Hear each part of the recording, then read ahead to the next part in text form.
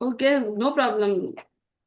चंदना जी ने लिखा है कि I am travelling ma'am so I couldn't turn on video. No problem, ऐसा अगर आपको जेन्युइन रीजन है तो we request that you only hear the session properly.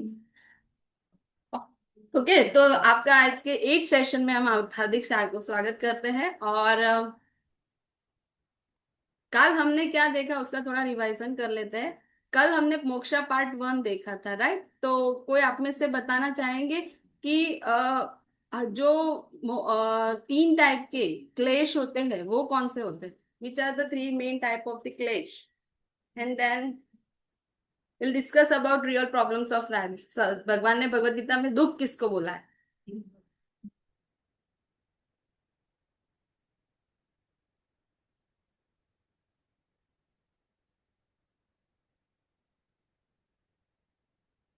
Hello, आपको आवाज सुनाई दे रही है मेरी? अभिलाषा जी है यहाँ? Yes yes. ओके, तो विच आर द 3 क्लेश जो हमने कल देखा था? कोई बताना चाहेंगे विच आर द 3 डिफरेंट क्लेश?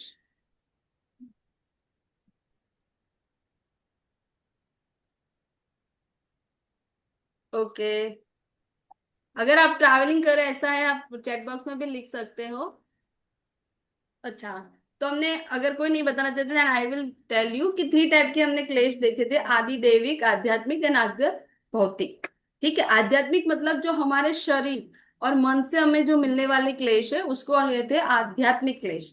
आदि भौतिक क्लेश मतलब दूसरे जीवों से हो गया, जैसे मच्छर ने हमने काट लिया, मच्छर से मलेरिया हो गया, फिर हमारे दूसरे से साथ झगड़ा हो गया और उसने हमें कुछ दुख दिया, तो दैट इज आदि भौतिक क्लेश। और आदि दैविक क्लेश होते हैं। आदि दैविक क्लेश मतलब नेचुरल कैलामिटीज, जो कुदरती आपत्तियां आती है, जैसे फ्लड आ गया, ज्वालामुखी हो गया, सुनामी हो गया, ये सारे जो है, भूकंप आ गया, धरतीकंप जिसको बोले, तो ये सारे जो है वो आदि दैविक क्लेश है। ठीक है, और when we also see 4 real problems, भगवान भगवत गीता में बोलते हैं कि this material world is a दुखालय, दुखों से भरा हुआ है। तो which are the 4 different real problems? कोई बताना चाहेंगे? उसका श्लोक भी हमने देखा था।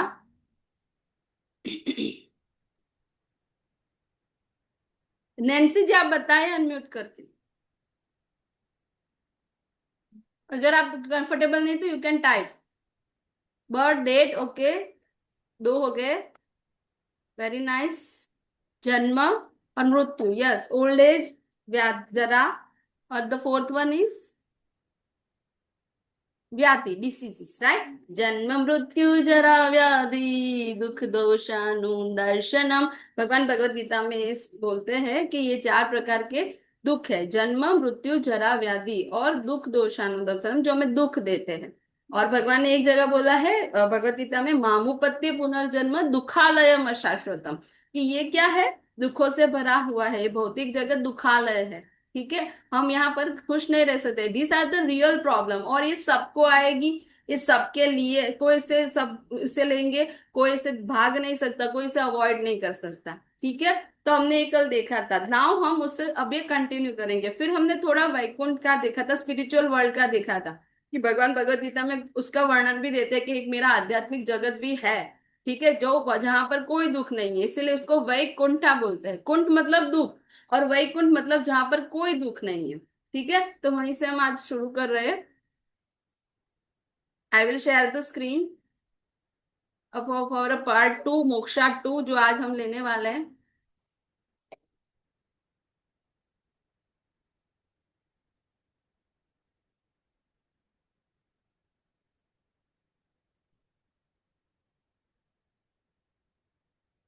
आई रिक्वेस्ट, आप में से कोई बताना चाहेंगे? आपको स्क्रीन प्रॉपरली दिख रहा है? यस।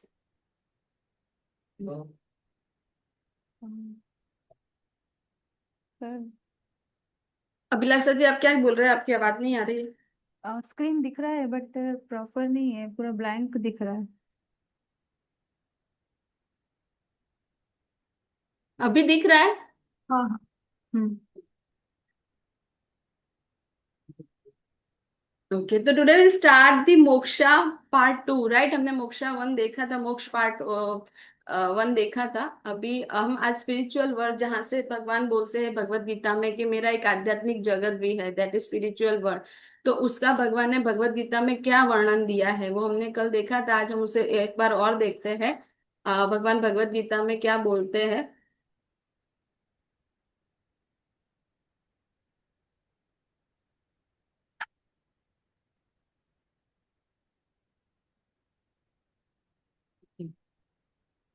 भगवत गीता के 8वें अध्याय का 20 श्लोक है, 8:22, सॉरी 8:20।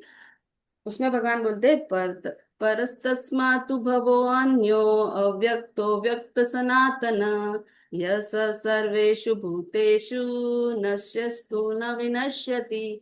कि मेरा, इसका हम ट्रांसलेशन देखते हैं कि भगवान बोल रहे हैं इस श्लोक में, yet there is another unmanifest nature which is eternal and it is transcendental to this manifested and unmanifested world. मेरा एक अलग एक धाम भी है जो है इटर्नल है, और वो दिव्य है, सनातन है, और it is supreme, is never annihilated, वो सबसे ऊपर है और उसका कभी न विनश्यति, राइट। उसका कभी विनाश नहीं होता, that part remains as it is. यहाँ पर भगवान बोल रहे हैं ना, न विनश्यति, वो कभी विनाश नहीं होता, वो एज इट इज रहता है।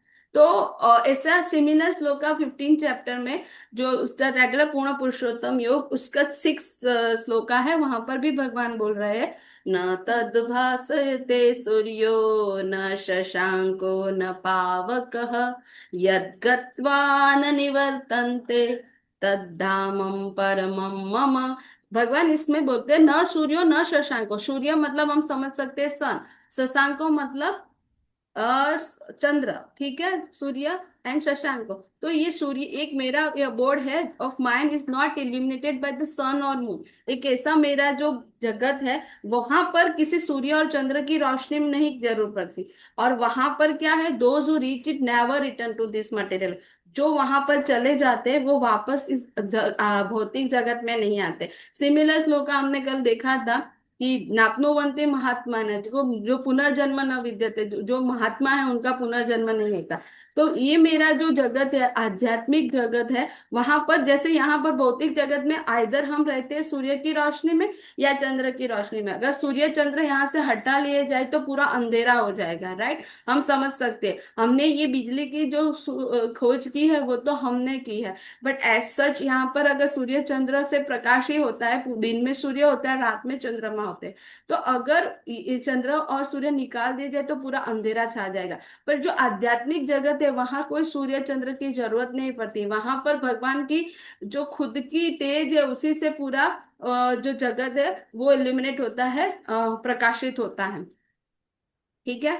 तो उसके बाद ये एक भागवतम है, श्रीमद् भागवतम। उसके तीसरे कैंटो है, उसके 15 चैप्टर के 13 श्लोक है। वहां पर भी जब जो 4 कुमार थे वो जब भगवान से मिलने जा रहे हैं वैकुंठ में, तब उन्होंने क्या देखा और उसका वो वर्णन कर रहे हैं। तो एकदा भगवतो Vaikuntha श्यामलात्मनम ययोर्वैकुंठ Nilayam सर्वलोकन नमस्कृतम। After thus traveling all over the universe, they also enter into the spiritual sky. दे मतलब 4 जो कुमार है वो स्पिरिचुअल स्काई में एंटर होते हैं। For they were freed from all material contamination. जो हम मटेरियल कॉन्टामिनेशन मुक्त हो जाएंगे तभी हम वो आध्यात्मिक जगत में पहुंच सकते हैं। In the spiritual sky there are spiritual planets known as Vaikunthas. हमें ऐसा लगता है कि एक ही ब्रह्मांड है जिस हम ब्रह्मांड में हम रह रहे हैं, बट ऐसा नहीं है। करोड़ कोटि कोटि ब्रह्मांड, करोड़ों ब्रह्मांड है, उसमें से एक ब्रह्मांड में हम रह रहे हैं, ठीक है। इन द स्पिरिट, बहुत यहाँ पर वर्णन है कि बहुत सारे स्पिरिचुअल प्लैनेट है, बहुत सारे वैकुंठा भी, वैकुंठ भी एक नहीं है, बहुत सारे वैकुंठा प्लैनेट्स है, which are the residents of the supreme personality of Godhead and his pure devotees are not worshipped by the residents of the material planet। वहां पर जो भगवान के शुद्ध भक्त है वो निरंतर भगवान की सेवा करते हैं और वो भगवान का धाम है। ऐसे ही एक दूसरा जो है उसमें भी डिस्क्रिप्शन है यत्र चाद्य पुमानास्ते भगवान शब्द गोचरः सत्वं विष्टभ्य विरजम स्वानाम नो मृडयन वृष. In the Vaikuntha planet is the supreme personality of Godhead, who is the original person and who can be understood through the Vedic literature. हम अपने आप से अगर भगवान को देखने की कोशिश करेंगे, भगवान को जानने की कोशिश करेंगे तो नहीं होगा. हमें कुछ चीजों का सहारा लेना पड़ेगा. शास्त्र का, वैदिक लिटरेचर, भागवतम, श्रीमद् भगवत गीता से भगवान को समझने की कोशिश करनी पड़ेगी, क्योंकि भगवत गीता है वो भगवान की वाणी है, और श्रीमद् भागवतम है वो भगवान ने क्या किया, भगवान की लीलाएं है. ठीक है. शास्त्र चक्षु, हमें अपने आप से, अपने अपने आंखों से तो हम अंधेरे में अपने खुद का हाथ भी नहीं देख सकते. अगर एकदम पिच अंधेरा है तो हम अपने हाथ भी नहीं सकते. तो हमारी जो सेंसेस है वो इम्परफेक्ट है, तो हम अपने अपने आप से नहीं समझ सकते भगवान. इसीलिए हमें शास्त्र चक्षु, शास्त्र की आंखों से भगवान को देखना पड़ेगा, ऐसा इस श्लोक में बता रहे हैं. तो क्यों नहीं देखना, क्यों नहीं देख सकते? Because he is a full of uncontaminated mode of goodness with no place for passion and ignorance. विरजम, विरज, रजोगुण उसमें उनमें बिल्कुल नहीं है. सत्वम है, वो मोड ऑफ गुडनेस में है. इसलिए हम तो क्या है, हम तो रजोगुण, तमोगुण, सतोगुण का कभी कभी मिक्सचर होता है, कभी एक गुण में होते हैं. तो इसीलिए हम भगवान जो शुद्ध सत्व गुण में होते हैं, हमेशा शुद्ध है, प्योर है, उनको अपनी इंद्रिया से नहीं समझ सकते. He contributes religious progress for the devotees, और वो रिलीजियस प्रोग्रेस के माध्यम से ही हम उनको जान सकते हैं. ठीक है. तो हमारा what is the purpose of our life, हमारा पर्पस क्या है? जैसे हमने कल देखा था कि जो एनिमल बॉडी है दैट इज भोग योनि, और सिर्फ ह्यूमन बॉडी है जहां पर हम कुछ कर्म कर सकते हैं. राइट. तो जैसे महाभारत का हितोपदेश का ये श्लोक है, आहार निंद्रा भय मैथुनम च सामान्यताम पशु धर्मो ही तेषाम अधिको विशेषो धर्मेण ही ना पशु भी सम. अगर हम आहार निंद्रा भय मैथुन, ये चार चीजें हैं जो पशु भी करते हैं और ह्यूमन भी करते हैं, अगर हम भी वही कर रहे हैं तो we are not less than animal, हम भी पशु है. तो हमें कौन अलग करता है? धर्मो ही तेषाम अधिको विशेष, सिर्फ एक धर्म है जिसकी वजह से हम उनसे अलग हो सकते हैं. We have that capability to understand. भगवान ने हमें हायर कॉन्शियसनेस दी है as compare to the animals. तो हमारा काम क्या है? उस हायर कॉन्शियसनेस को रिवाइव करना, भगवान को देखने के लिए भगवान के साथ हमारा रिलेशन क्या है, रिलीव करना है उसको. तो हम देखते हैं कि क्या क्या सिमिलरिटी है. तो जैसे जो आहार निद्रा भय मैथुन है उसमें सबसे पहले आहार है, तो आहार मतलब ईटिंग, हम समझ सकते हैं. आहार मतलब ईटिंग, जो पशु भी एक खाता है, हम भी खा रहे हैं. फिर आता है स्लीपिंग, अनिद्रा था ना, निंद्रा मतलब स्लीपिंग, तो एक पशु भी सोता है, हम भी सोते हैं. भय मैथुन, मेटिंग करता है एक पशु भी, हम भी करते हैं. और भय डिफेंड, डिफेंड करता है ना, हम भी युद्ध के समय डिफेंड करते हैं. तो ये चार चीजें हैं जो पशु भी करते हैं और हम भी करते हैं, आहार निद्रा भय मैथुन. जो महाभारत में श्लोक है आहार निद्रा भय मैथुन जो हमने देखा, तो अगर हम भी यही कर रहे हैं तो वी आर नॉट बेटर, हम भी एक फोर लेगेड जो एनिमल के जैसे ही हम टू लेगेड एनिमल ही है. ठीक है. तो what is moksha is a practical and approach. Hello. Please आप में से किसी पार्टिसिपेंट्स का अनम्यूट हो गया है तो प्लीज म्यूट कर दीजिए. Thank you. नाउ यहाँ पर आपको समझ में आया? अगर हम कुछ डाउट है तो हम लास्ट में भी ले सकते हैं. ठीक है. तो अब अभी हम देख सकते हैं कि मोक्ष क्या है. मोक्ष जो है उसमें हम भक्ति योगा से भगवान को जान सकते हैं, थ्रू दी वैदिक लिटरेचर हम जान सकते हैं. और इसके लिए ऐसा नहीं है कि हमें बहुत बड़ा नॉलेजेबल होना है. जैसे कि यहाँ पर हम तीन एग्जाम्पल देखते हैं कि ध्रुव महाराज ने 5 साल की उम्र में, उन्होंने 6 महीने मधुवन जो वृंदावन में है वहां पर तपस्या की. इसका वर्णन आता है श्रीमद् भागवतम में. तो और 6 महीने में ही उनको, उन्होंने भगवान को प्रसन्न कर लिया और भगवान ने फिर उनको दर्शन दिए, जैसे यहाँ पर हम देखते हैं. वैसे ही वृत्तासुर, वृत्तासुर तो एक असुर योनि में जन्मा हुआ था, फिर भी भगवान ने उनको दर्शन दिया और उनका उद्धार किया. फिर अहल्या जो है रामायण में से आता है, हम सब जानते हैं अहल्या जी को भगवान की भक्ति से भगवान ने उनको टच करके उनका उद्धार किया था। मतलब यहाँ पर हम ये बताना चाहेंगे, आप ऐसा समझ सकते हैं, हम ऐसा समझ सकते हैं कि हम तो इतने नॉलेजेबल नहीं, हमें तो भगवतम भगवत गीता का ज्ञान है, तो क्या हम भगवान को इस जन्म में पा सकते हैं? बिल्कुल पा सकते हैं। अगर ये लोग ध्रुव महाराज 5 साल की उम्र में भगवान को पा सकते हैं, वुमन जो हल्या है वुमन योनि में है, श्री योनि में, वो पा सकते हैं। वृत्तासुर जो असुर है, जैसे प्रहलाद महाराज का जन्म भी असुर कुल में हुआ था, तो वो भी भगवान को उसी जन्म में, एक ही जन्म में पा लिया। तो हम भी अगर अपना प्रयास करते हैं तो हम मोक्ष पा सकते हैं इसी जन्म में। और भी एग्जाम्पल है, जैसे अर्जुन को जब भगवान ने भगवत गीता सुनाई थी तो वो एक गृहस्थ थे और बेटर फील्ड में सुनाई थी। तो हम कोई समझ सकते हैं कि मेरे तो जीवन में इतने सारे प्रॉब्लम है, तो आई थिंक हमारे जो प्रॉब्लम है वो अर्जुन जितने तो नहीं होंगे। फिर भी उन्होंने भगवत गीता भगवान से सुनी और फिर उसको एप्लीकेबल किया और वो भगवान के धाम में वापस गए। फिर सिंपल जो बोटमैन है, जो जिसका उदाहरण आता है रामायण में, तो उसका भी भगवान ने उद्धार किया। A bird who became carrier of the Garuda, that is also, even पक्षी योनि में भी भगवान के धाम में वो जाते हैं। पहले सतयुग में ऐसा होता था, जब गजेंद्र मोक्ष की भी कहानी आती है कि गजेंद्र तो हाथी योनि में थे, फिर भी वो पिछले जन्म में राजा थे, इंद्रद्युम्न राजा थे, तो उन्होंने फिर कैसे अपने आप को लास्ट मोमेंट पे भगवान को याद किया और वो भगवान के धाम में गए। तो हमें पता है कि टाइप्स ऑफ द योगा, जैसे भगवत गीता में बहुत सारी योगा की चर्चा की है, अनडाउटेडली की है, कर्म योगा है, ध्यान योगा है, बट उसके बारे में हम देखेंगे कि कौन कौन से योगा है और हमारे लिए कौन सा योगा बेस्ट है। लाइक, तो सबसे पहले योगा है कर्म योगा। कर्म योगा मतलब कर्म कांड, कि जैसे यज्ञ कर दिया, आहुति दे दी। तो अभी आप में से कोई बताना चाहेंगे कि अभी के यज्ञ में हम जो भी चीजें यूज कर रहे हैं, क्या वो शुद्ध मिल सकती है, वो शुद्ध होती है? कोई बताना चाहेंगे?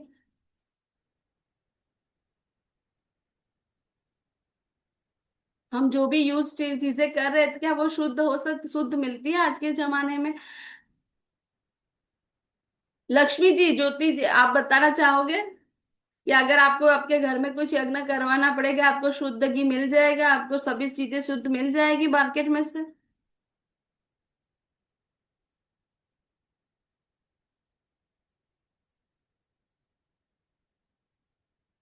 श्रेया जी, आप बताना चाहोगे?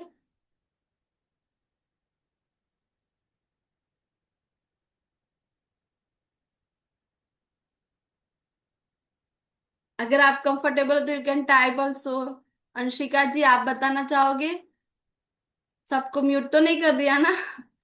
नहीं माता जी, कुछ शुद्ध आज के टाइम पे मिलता नहीं है। कुछ ना कुछ तो मिलावट हर जगह होती ही है। हाँ, मिलावट तो होती है। हम ये जो मोक्ष के लिए हम जो भी कर्मयोग करेंगे, जो भी कर्मकांड करेंगे, उससे हमें कुछ भी अभी शुद्ध नहीं मिलेगा। तो हम कैसे अपना, इवन जो ब्राह्मण जो लोग करवाते हैं, वो भी ऐसे, हम तंबाकू खा के भगवान के कर्मकांड करते हैं, तो तंबाकू खा के हम कैसे भगवान को प्रसन्न कर सकते हैं? हमें कुछ चीजें, फल भी अभी तो शुद्ध नहीं मिल रहे। तो ये कर्म योगा है वो आज के लिए इतना एप्लीकेबल नहीं है। ठीक है, सतयुग में, जो त्रेता युग में, वहां पर वो विधि बताई गई है और वो शायद वहां पर हो भी सकता था। बट अलग अलग युग के अलग अलग योगा पद्धति से हम भगवान को पा सकते हैं। जैसे सतयुग में ध्यान योगा था, प्रहलाद महाराज ने ओम नमो भगवते वासुदेव भगवान का ध्यान लगाया, भगवान को प्रस्पा लिया। ऐसे ही जो द्वापर युग होता है, वहां पर डीटी वर्शिप से भगवान को पाया जाता है, कि हम भगवान की पूजा करेंगे और भगवान को पा सकते हैं। त्रेता युग में यज्ञ से, हम जैसे यज्ञ आगे तक था ना कर्म योगा, वैसे वहां पर उतना सिद्ध मिलता था, तो वहां पर अभी यज्ञ करके हम भगवान को पा सकते हैं। बट इन द कलयुगा केवल है भक्ति योगा से ही हम भगवान को क्योंकि आगे के जितने भी योगा है, योगा पद्धति, वो इस युग के लिए नहीं है।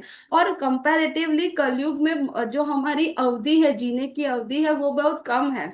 जब सतयुग था, बहुत सारे लोग बहुत सारे वर्षों तक जीवित रहते थे।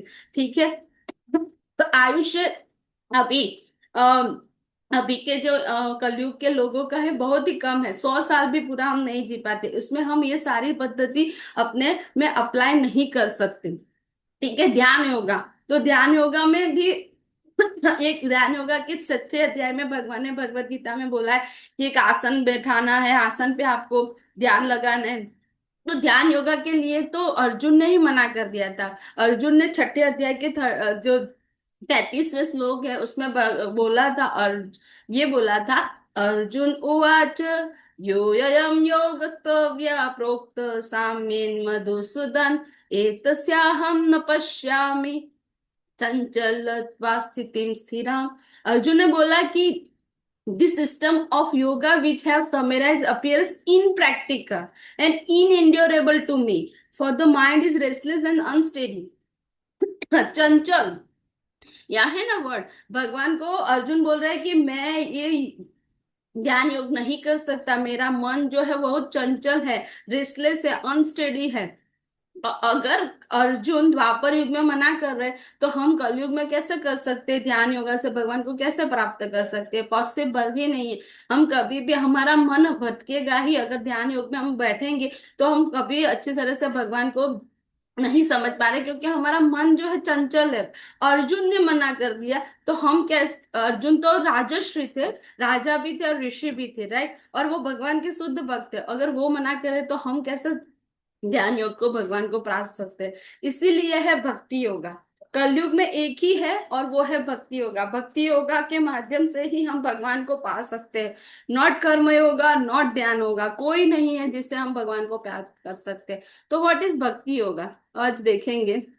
ये है श्रीमद् भागवतम का 12वां जो चैप्टर है, 12वां जो कैंटो है, वो सबसे लास्ट है। और उसके तीसरे चैप्टर में 51 श्लोक में भगवान ये कहते हैं, कले दोषे निधिराजन् अस्ति हि एको महान् गुणः कीर्तनादेव कृष्णस्य मुक्त संग परम रज परम व्रजेत। कीर्तनादेव कृष्ण से, किसका कीर्तन करना है? कृष्ण का। ठीक है। तो कले दोष निधे राजन, मतलब ये कलयुग में बहुत सारे दोष है, बहुत सारे फॉल्ट्स है, राइट? यहाँ पर लिखा ना, my dear king, Kaliyuga is an ocean of faults. बहुत सारे दोष है, कले दोष है निधे राजन, राजन मतलब ओ किंग। पर उसमें अस्ति ही एको महान गुण, फिर भी उसमें एक महान गुण है, एक अच्छी क्वालिटी है। क्या है? कीर्तनादेव कृष्णस्य। किसका कीर्तन? सिंपली बाय चैंटिंग द हरे कृष्णा महामंत्र, जो आप लोग एंड एंड सेशन में करते हैं ना, मंत्रा मेडिटेशन, वो कृष्ण का कीर्तन। और मुक्त संग परम रजित, उससे हम मटेरियल बॉन्डेज से दूर हो सकते हैं और भगवान के धाम में वापस जा सकते हैं। And promoted to the transcendental kingdom परम व्रजित, व्रज मतलब जो आध्यात्मिक जगत है, वहां पर जा सकते हैं। तो इस लोग जो सबसे लास्ट है अध्याय, उसमें भगवान बता रहे हैं कि कलयुग में तो वैसे बहुत सारे फॉल्ट है, कुछ भी पवित्र नहीं है। हम अंदर एक ही इंसान में अच्छे गुण भी है और बुरे गुण भी है। तो पर एक ही गुड क्वालिटी है कलयुग में, कि आप सिर्फ कीर्तन करके भी भगवान के धाम में जा सकते हैं। कीर्तनादेव कृष्ण से, तो ये बहुत ही बड़ा रेफरेंस है हमारे लिए भक्ति योग में। और ये रामचरितमानस में भी बताया गया है, कलयुग केवल नाम आधारा सुमिर सुमिर नर उतर ही पारा। कि कलयुग में सिर्फ आपको और कुछ नहीं करना है। आप डीटी वर्शिप नहीं करोगे, भगवान के अर्च विग्रह की पूजा नहीं करोगे तो भी चलेगा, अगर आप ध्यान योगा नहीं करोगे तो भी चलेगा, अगर आप जो यज्ञ नहीं करवाओगे तो भी चलेगा। सिर्फ आपको क्या करना है? भगवान का नाम लेना है। कलयुग केवल नाम आधारा सुमिर सुमिर नर त्रय परा। In Kaliyuga the holy name of the lord is the only way, and simply by chanting the holy name one can cross over this cycle of birth and death. सिर्फ भगवान के नाम लेने से हम अपने इस जन्म मृत्यु के झंझट से निकल सकते हैं। जैसे हमने कल देखा था ना, पुनरपि जननम पुनरपि मरणम पुनरपि जठरे जठरे शयनम। वो हम नहीं कर सकते। पुनरपि ये जन्म मृत्यु जो चक्कर चल रहा है, उससे हम सिर्फ नाम के आधार पे, भगवान के शुद्ध नाम के आधार पर हम बाहर होता है। अभी हम, कोई ऐसा बोल सकता है कि मैंने तो मंत्रा मेडिटेशन कर लिया तो मेरा हो गया, नहीं। भगवान का नाम लेना है, बस शुद्ध भाव से लेना है। जब वो हमारा शुद्ध भाव आएगा, शुद्ध नाम ले पाएंगे, तब हम इसी जन्म में भगवान के धाम वापस जा सकते हैं। ठीक है। तो यहाँ पर हमने कुछ रेफरेंसेस देखे कि भगवान के नाम की महिमा क्या है। और इसका एक एग्जाम्पल भी आपने शायद सुना होगा कि जो तुलसीदास जी थे, जब वो उनका डेथ हुआ तो ये लाइव दृश्य है कि भगवान का वैकुंठ से विमान आया और फिर उनको वो ले गए। और बहुत सारे लोगों ने इनको विटनेस किया है कि भगवान वास्तव में जो ऐसा नहीं होता कि जो भगवान के भक्त थे, अगर भगवान भगवत गीता में वो बताते हैं अंत काले वो हमें स्मरण मुक्त्वा कलेवरम, सिर्फ अंत काल जब हम शरीर छोड़ रहे हैं तब अगर हमें भगवान का स्मरण हो जाता है तो हम भगवान के धाम में वापस जा सकते हैं। बट ये कैसे होगा? अगर हमने पूरी जिंदगी जो किया है वही हमें याद आने वाला है अंत में। अगर आप दिन में भी जो पूरा कार्य करते हो, जब आप सोते हो तो वही सपने आते हैं। तो हमें अपने लाइफ में हरि नाम को इतना इतना लेना है कि ताकि हम अंत समय में भगवान के नाम को याद कर पाए और भगवान के धाम में वापस जा पाए। तो यहाँ पर ये जो सेशन है वो हमारा कंप्लीट हो रहा है। अगर आप में से अभी किसी को क्वेश्चन हो तो हम ले सकते हैं क्वेश्चन।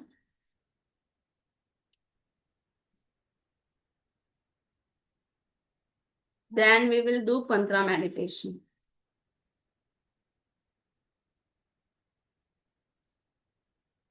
यस, श्रेया जी ने मैसेज मैंने देखा अभी। Okay, so we can discuss whatever we have seen today। एक दो मिनट में मैं समरी दे देती हूँ, फिर अभी आपको और भी कुछ क्वेश्चन है तो आप लोग बता सकते हो, पूछ सकते हो। अगर आपको कुछ शेयर करना है, यस आपको कुछ कमेंट करना है, कुछ शेयर करना है, then also you are welcome. तो हमने देखा व्हाट वी हैव सीन, क्या ना हम मंत्रा मेडिटेशन कभी भी कर सकते हैं इन पीरियड। अच्छा, मैं उनका क्वेश्चन का आंसर दे रही हूँ, बट उससे पहले हम थोड़ा एक दो मिनट में समरी दे देते हैं पूरा आज के सेशन का। कल हमने क्या देखा था कि मोक्ष पाने के लिए हमें अपने आप को जानना पड़ेगा कि हम कौन हैं, राइट। और आज हमने देखा कि हम आहार निद्रा भय मैथुन के लिए सिर्फ नहीं बने, हम हायर कॉन्शियसनेस का यूज करके भगवान को हम साथ हमारा क्या संबंध है वो जानने के लिए अगर नहीं यूज करेंगे अपनी हायर कॉन्शियसनेस को, तो we are not better than less than animal, हम भी पशु ही है। ठीक है, तो हमें अपने और इसके लिए भगवान ने विधि भी बताई है। भगवत में विधि बताई कि कलयुग में हम क्या कर सकते हैं। कले दोषो निधे राजन अस्ति ही एको महान गुण, कीर्तना देव कृष्ण से मुक्त संग परम व्रजित, कि हम भगवान के नाम के आधार लेके हम इस कलयुग को पार कर सकते हैं। और ऐसा नहीं है कि भागवतम में ही सारे जितने भी शास्त्र है उसका निचोड़ अगर देखे तो यही बताते हैं कि भगवान के नामों का, पवित्र नामों का जप करना, और यही विधि है कलयुग की, और कोई विधि नहीं है, और कोई विधि नहीं है, और कोई जैसे एक है हरे नाम हरे नाम एव केवलम कले नास्ति नास्ति नास्ति नास्ति न गति न अन्यथा, और उसके अलावा और कोई गति नहीं है। ठीक है, ऐसे तो नाम की महिमा बहुत बार बताए, जैसे रामचरितमानस में भी हमने देखा कि कलयुग केवल नाम आधारा सुमिर सुमिर न रुद्र ही पारा। और जैसे हम एक एग्जाम्पल भी देखते हैं कि वाल्मीकि जो लुटेरे थे पहले, ठीक है, रत्नाकर लुटेरे थे, उन्होंने जब महर्षि नारद जी का संग किया तो नारद जी ने उनको बोला कि आप भगवान के नामों का जप करो। तो जब उन्होंने ये जब हम तो यहाँ हम समझ सकते हैं हम अपने बलबूते पर नहीं कर सकते, हमें गुरु साधु शास्त्र इनकी शरण लेनी पड़ेगी। गुरु हमें उनको वाल्मीकि जी को गुरु जो मिले ना नारद जी, उन्होंने उनको मंत्र दिया राम, फिर भी वो राम को भी नहीं अच्छे से प्रोनाउंस कर पा रहे थे।